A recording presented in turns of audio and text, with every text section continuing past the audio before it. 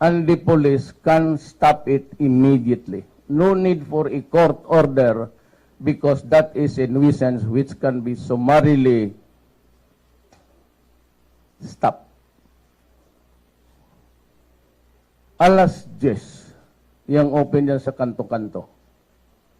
Let me illustrate to you the life of a Filipino.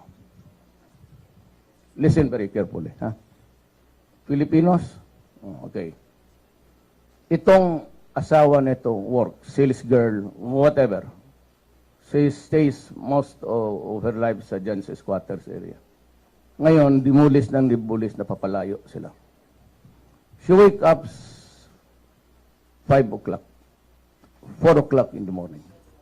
She prepares the food, yung mga bata, ayusin niya yung mga damit, then this is of the children, send them out to school. Then she